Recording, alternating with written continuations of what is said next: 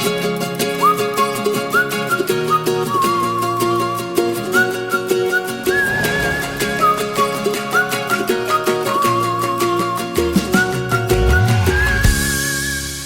everybody, it's Joe Parra, founder of the Ladies Working Dog Group. Are you feeling stuck with your Gundog training? Trust me, you're not alone, and that's exactly why you need to be here. Every week, we're bringing you the best tips and hacks to make training your Gundog easy peasy. We'll keep it straightforward, no fuss, just actionable guidance that you can put straight to use. So let's get started. Welcome to our final episode of Founded Freshed for 2024. This episode, we're going to be talking to our experts about a year in review. So let's start with our amazing Claire Denya. Claire, what was the most significant training lesson that you have learned in 2024? For myself, my biggest learning? Oh, okay. This is going to take some thinking about, isn't it? My biggest learning curve, training my own dogs of 2024. Okay. So I'm gonna say this one. I'm gonna say my biggest learning curve was to not be afraid to go back a step in my training with my dog and rebuild back up. So what I mean by that is when things go wrong, it can always feel a little bit like, oh, something's gone wrong or this has failed. And it can feel quite discouraging and disheartening to have to go back a step in your training. But this year, I've gone back in steps with my training, with my dogs, in so many various ways with the different dogs. Actually, I've really started to embrace that and learn from that and be more open to changing what I'm teaching my dogs or how I'm teaching my dog something. And so now when I have to do that, instead of feeling deflated, I've seen it as a challenge. I've seen it as a way to come up with something new, a new way to get the same message across the dog, but in maybe a different way. And that has been probably my greatest challenge, but one that has left me feeling really quite inspired. Fabulous. Now, my next question, because this is going to be a bit of a round robin when it comes to the questions. Can you share a proud moment from your work with the LWDG this year? Yeah, I could share lots. So yeah, I definitely can. So we ran a few LWDG training weekends this year, and every single one of them was amazing in terms of watching the ladies grow and watching their confidence grow. But I think one of the ones I'm going to say about is how so many of the ladies were so frightened about putting themselves on the level of weekend that they should have been on. They were playing their dog's ability and their own ability. So I'm going to say that to see ladies go, I think I can do the next level without us telling them that, with them just saying, my dog is achieving, I am achieving, I can do this, and I'm ready for the next level. I'm going to put that down as my achievement because there were so many individual things and I wouldn't want to say that this person's was better than that person. So I'm going to put that as my thing because so many ladies were in that situation.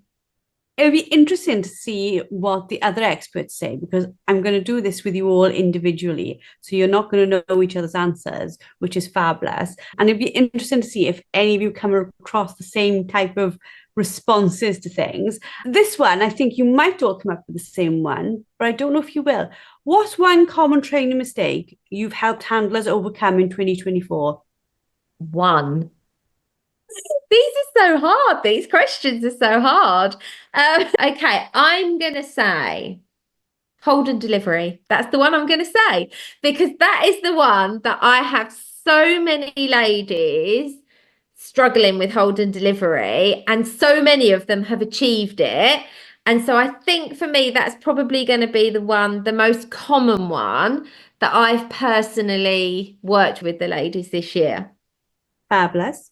What was your favorite new training, like exercise or tip or strategy that you came across in 2024? Ooh. So I've always been really into engagement and play, really loved it. But this year especially, I have really delved deeper into play, the benefits of play, and breaking the stigma around play with a gun dog. So I think that's the one for me, that 2024 has been a bit of a game changer for me. Yeah, I think you're not only going to be known as like the reluctant retriever queen, I think it'll go on to become the reluctant retriever and play queen. I'll take that. They're good ones. They're good titles. Okay, let's talk about a particular success story from a member that's inspired you this year. Oh, crikey. There's so many members that inspire me. I'm going to go with Vicky, with her golden retriever Tully. Their journey has really inspired me this year, and I couldn't be more proud of how she has overcome challenges with her dog, and just her passion as well for the LWDG and for her dog, and her passion for learning. Like, her passion for learning has, and now I feel bad because I can now think of other people in my head that I could also say this about. But she was the one that sprung to mind. So that's the one I'm going to stick with for this year. Vicky, yeah. Looking ahead to the future, what's the one piece of advice you'd like to give handlers in 2024 for them to take into 2025? Have a sense of humour about your training. Be consistent, but be flexible to change where change is necessary. There you go. That was a serious answer. That'll be a quote somewhere on social media within the next couple of weeks. Are there any emerging trends or any sort of approaches in gun dog training that like we're just seeing to start come that you're excited for in 2025? Because things are always changing, aren't they? Yeah, they are. Things are always changing. So I don't know if this has come actually into the gun dog world yet, or whether it's just come into my gun dog world. But I've been doing quite a lot of fun, advanced, quirky, obedient stuff with my gun dog clients. They've been like booking with me to do flashy heel work, position transitions, and we've been delving and exploring the benefits of those things for a gun dog and seeing transformational changes. I don't know if that's a real word. Is that a real word? Transformational changes. Transformational changes in the dog's kind of attitude to the heel work, but also their attitude in their hold and delivery when they have learnt to do position transitions. And then we add a hold into that as well. So it may not be in the bigger gun dog world yet, but in my little gun dog world, that's something that I've really enjoyed exploring and playing with. If you could predict one key skill that every handler will need in 2025, what would it be? Crikey. One key skill for gun dog training? Yeah, one that every handler will need. Recall. Recall, it's got to be that simple, hasn't it? I was thinking like, oh, stop, whistle, la la la la, and I'm like, no, everyone needs a recall. So moving on to some personal reflections, how has being an LWDG expert impacted you this year? I absolutely love my role as an LWDG expert. I get so much satisfaction out of being able to share experiences with the ladies, share knowledge with the ladies, support the ladies, the friendships that come from the group, my friendship with you and Sam and Gemma and the other ladies that we're involved with that are all part of the gang. It's just such a unique community. And so for me, being part of it is a real honour and a privilege and something that I absolutely adore. Oh, you're making me all glowy inside now. It's like, oh. But you're absolutely right, like completely off topic. Like you've seen the story as well. I won't go into names, but when you see somebody in a London go on a shoot with somebody, like in the countryside and you're like, only in our group would this have even happened. And that's no worlds collide, but worlds combine. And I loved it. I absolutely loved it. And little things like that, I just think, oh, wow, we change the world one step at a time. And it's things like this that changes it. It is 100% that. And I think also, if you look at the dog training world as a whole and the gun dog world as a whole, there's so much judgment out there. So it's so nice to be part of a community where there isn't judgment, and a supportive community where people genuinely want to help and support each other. And I think one of the things that for me, the weekends, the training weekends, and our conference weekend, like the way that brings people together, it creates long-lasting friendships. That's going to be mental in 2025. I'm calling that one now. That weekend it will be like bonkers. What's one thing you've learned from the members in 2024? Oh, one thing I've learned from the members. I learned so much from the members. Something I've really learned.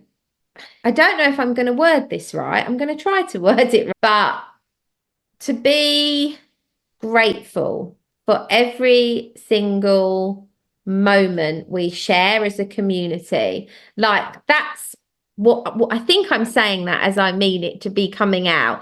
But like it's the little things. It's the being grateful for the little things. And yeah, they lead to the big things. Of course they do.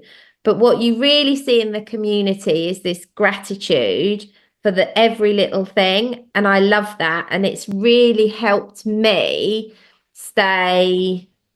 Now I've lost another word. It's really helped me to stay happy and to stay focused, because I'm less concerned about other stuff. This is an amazing little thing right here. I love it.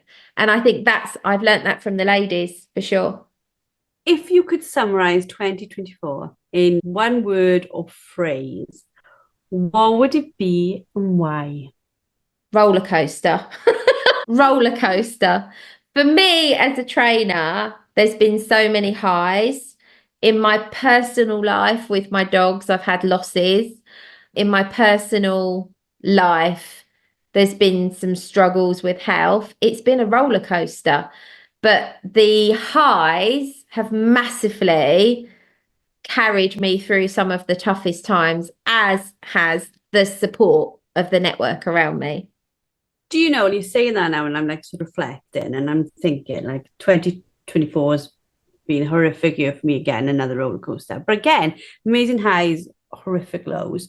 Do you find, especially from a health context, I can sit and dwell in what's wrong, or I go into the group and I start talking to people, and for hours I can forget everything that's not right or not fair, or not that anything in life is fair, but I can forget all of that like external stuff, and I'm just like happily looking at pictures, and nobody's like having to go with one another. Everybody's really good friends, and I'm just like, this is this little bubble of joy, isn't it?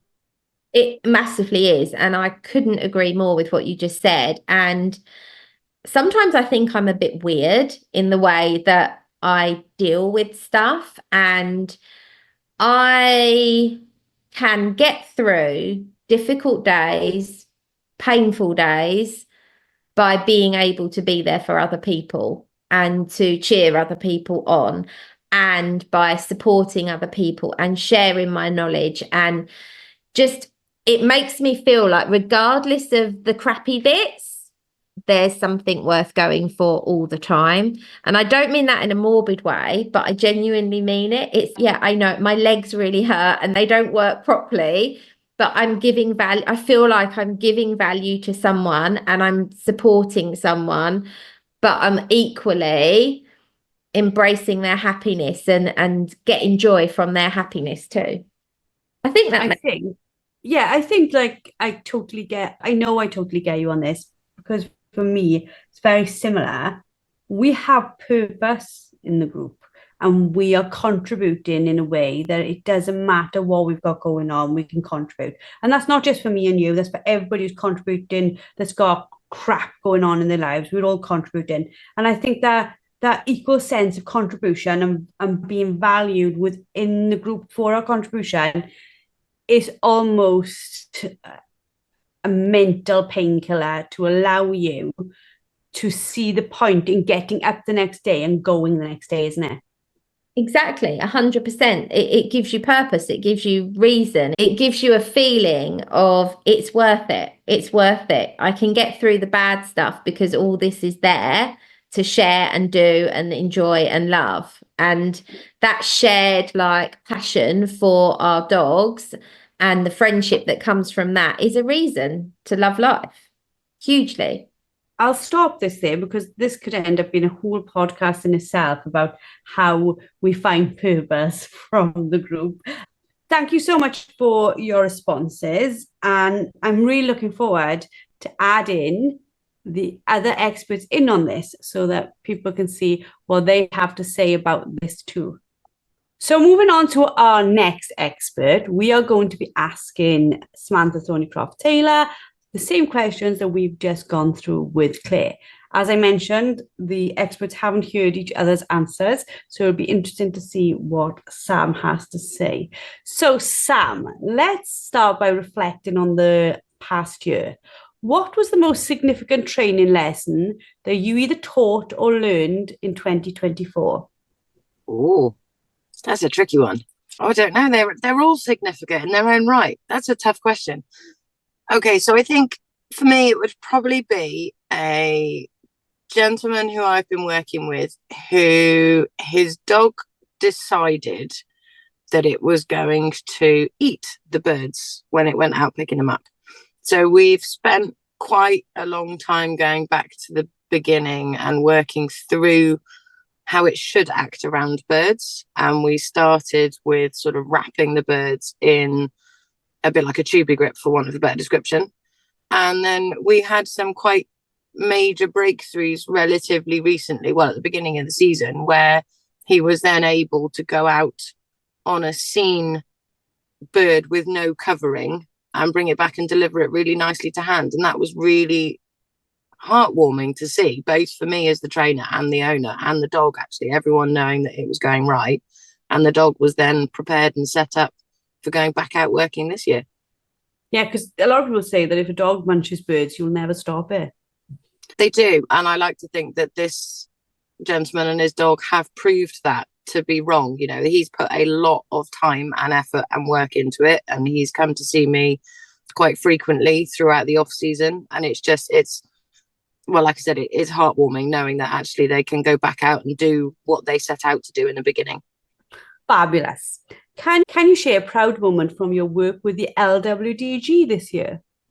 Do you know, I think that would be getting over my own nervousness and standing up and talking at the Weekender, despite the fact that I couldn't get my presentation to work. So I kind of wobbled a bit to start with, but I think I found my feet and I think I delivered what I wanted to say. But that was out of my comfort zone, I've got to be honest. And you did fabulously well with it. Thank you.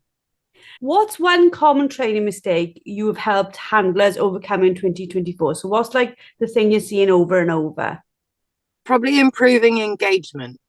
And then as a result of that, being able to get some nice heel work, some nice focus and some nice overall work out of the dog. But a lot of it is certainly for those that have got dogs of working breeds, but they're not necessarily destined for the shooting field.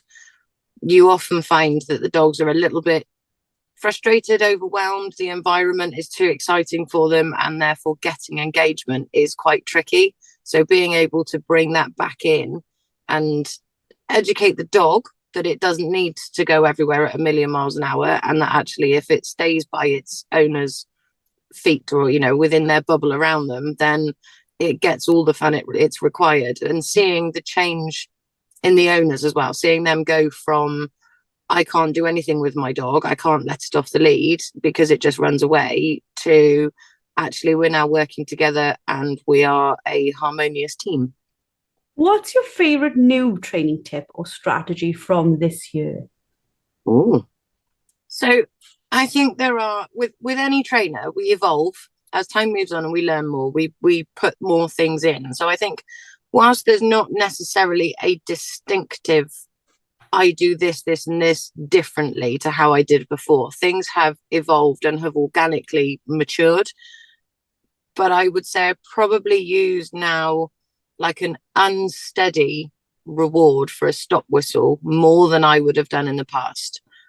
It has its necessities in terms of timing and releasing to go into that reward. But I think before I would have probably been more of a, well, your reward, your second dummy for stopping on the first one is already on the floor.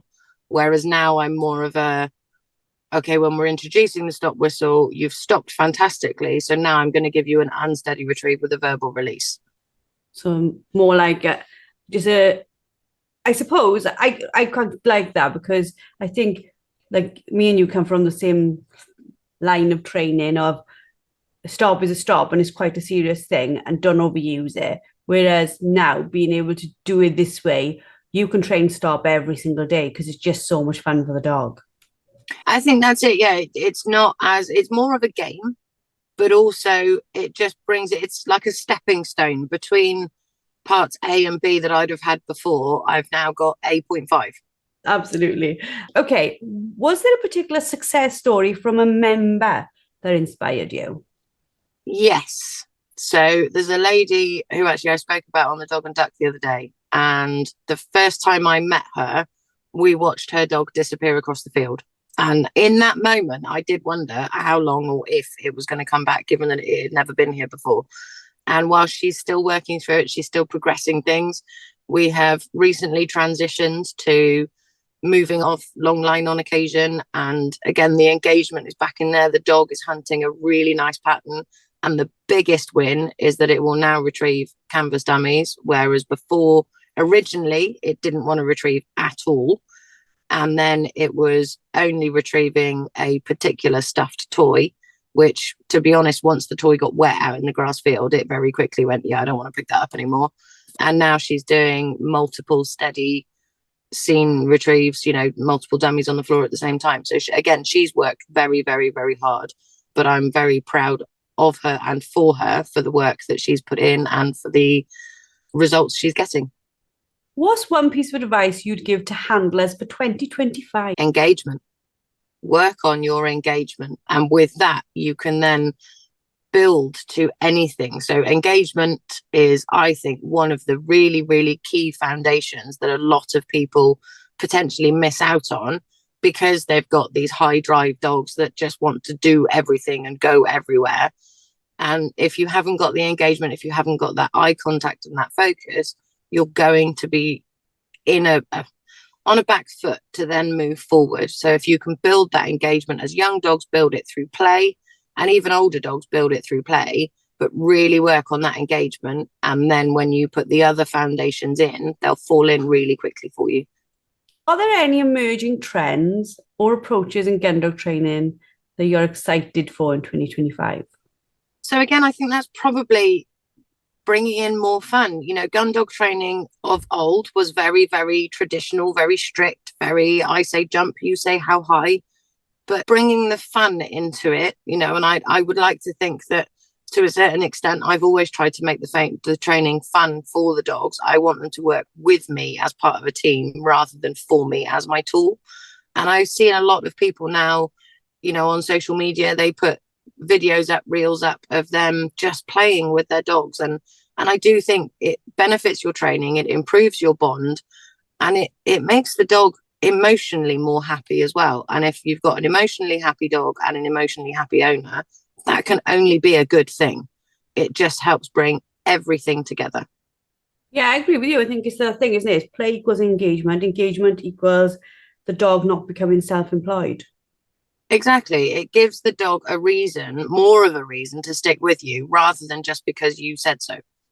I like that one. And I think that is definitely something we're seeing more of.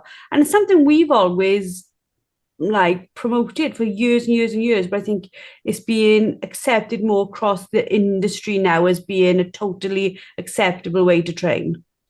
I think it is. And I think whereas before you would have got people that sort of said, oh, I'm not doing anything with my dog until they're 6 months old. Now a lot more people are starting to realize that you can build so many of the foundations of what you want to work towards through play and through engagement pre 6 months old. And you're on the right path then, rather than getting to 6 months old and thinking, now we've got to go backwards because we went wrong somewhere. You're already on that right track to the path for success. Fabulous. Okay, next question. What is one habit or mindset shift that handlers should focus on to improve their training journey? Have confidence. And I know that might sound weird, but I think probably 3 times in this last week, I have been working with a handler with their dog in the lesson, and I've just repeated confidence, believe in yourself, believe in the dog, as they've been, say, quartering up the field or through the woodland. Take quartering, for example, that asking for a turn rather than going, okay, we're turning now. And just that slight shift in their mannerisms, in their confidence and in their body language makes a huge difference to how the dog responds. And I think it's tricky, especially if you're working with a dog that you've not had a very big success rate before. But it is one of those things that even if on the inside you're a little bit, don't know how this is going to go, if you exude confidence from the outset, then again, your dog is much, much more predisposed to listen to your commands and kind of follow you and go, okay, you know what you're talking about. So let's go do this and let's go do this together. On personal reflections, how has being an LWDG expert impacted you this year? It's been great. I've met so many new people, and I've met clients that have come from the LWDG, and by the same token, I've met clients that I've pushed towards the LWDG. It's such a fantastic community. Yourself, Jem, Claire, we all get on really, really well. We all train in similar ways, and it's been brilliant to hear people's success stories, to be able to help people to get those success stories, and to be able to talk about anything and everything with people that I'm so similar to. Yeah, because I know with confidence that any member could go to any one of you and they would get, if not exactly the same training advice, very, very similar training advice. And then I know that if they then went to the next expert and asked, that you wouldn't conflict each other's advice. You would almost build upon whatever they were told before. And I think that's something very, very unique and very special, that 3 people in 3 different parts of the country can all support our members in exactly the same way.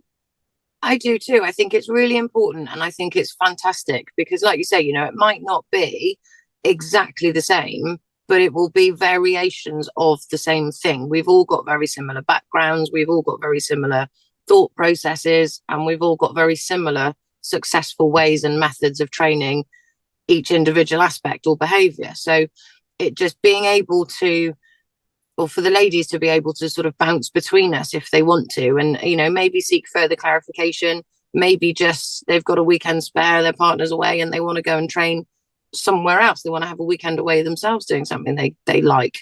But like you say, because it's not total opposites, it's not conflicting, it just helped keep building the success and the future training. What's one thing you've learned from the members or from the community in 2024? I think working with the LWDG, and one thing that the ladies have taught me is that I can do online training. And I know that might sound weird, and I've done it for a little while.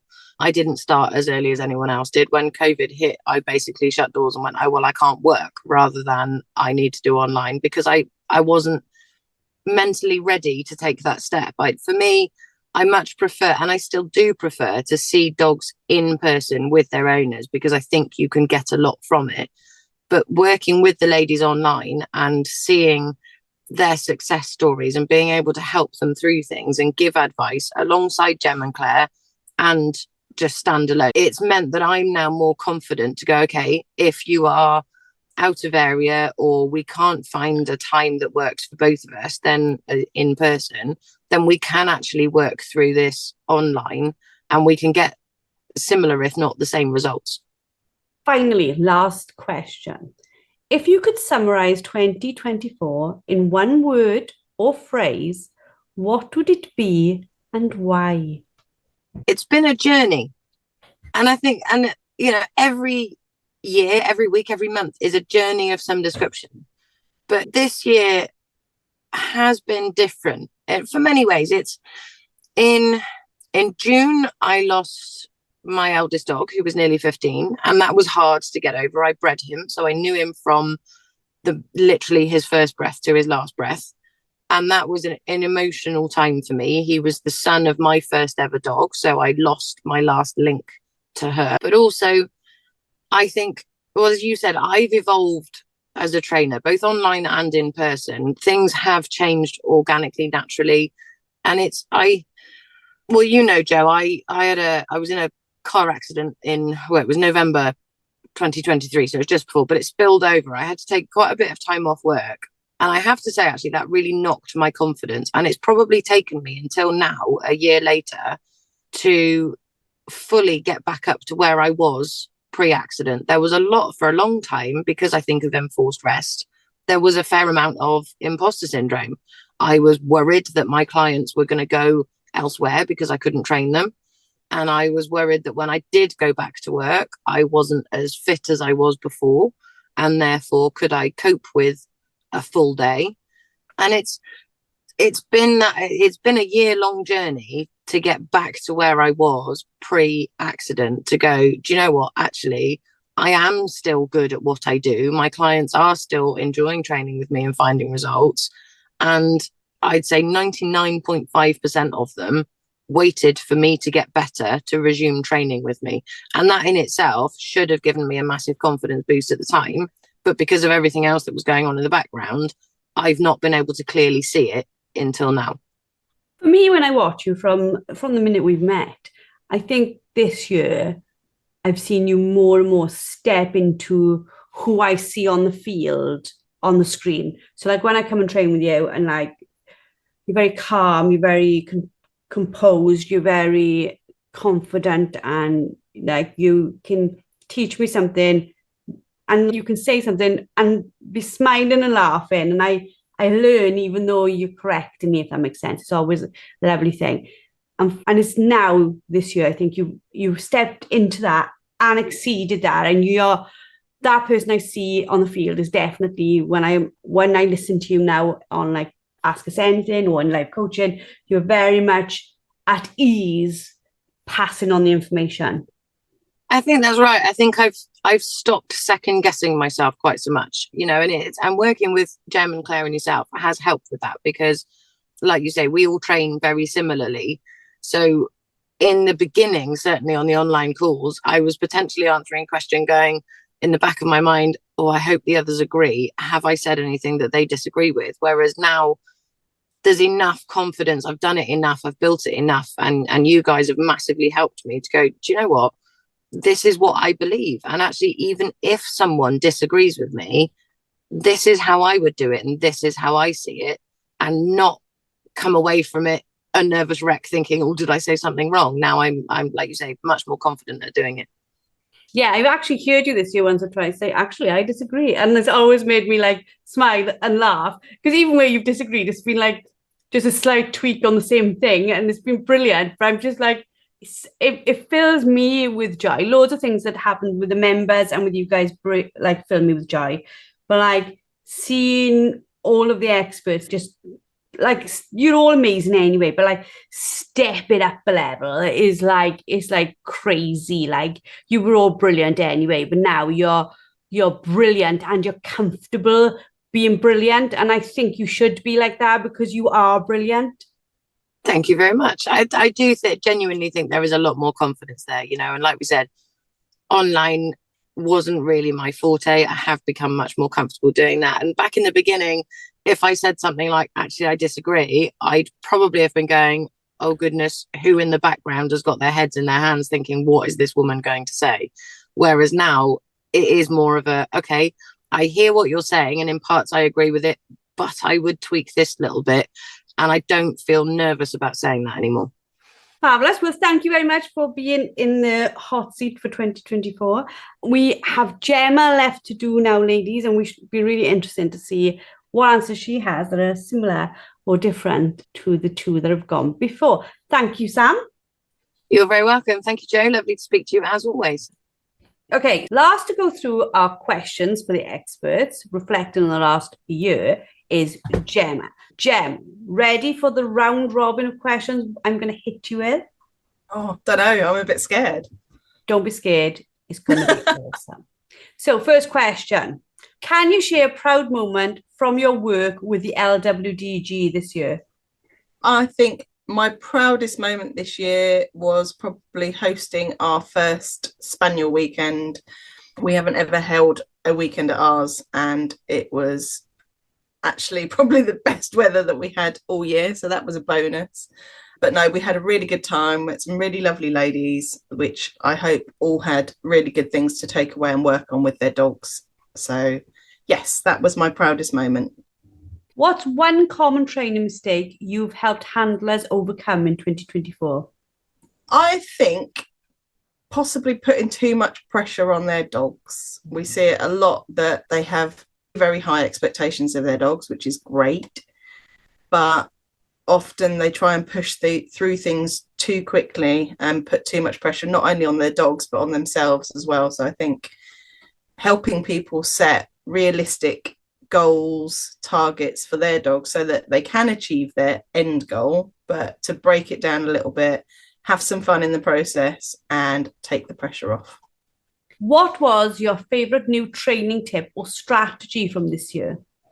I think formalising my bubble training has probably been my favourite tip that has been used successfully by people. But putting a name to it is something that I've always done, but putting a name of a bubble on it and helping people understand how to create their bubble and use it effectively, I think has been my favourite tip. Yeah, and I think I agree with you on that. I think that's been one of the best sort of like things that I've seen come into people's conversation.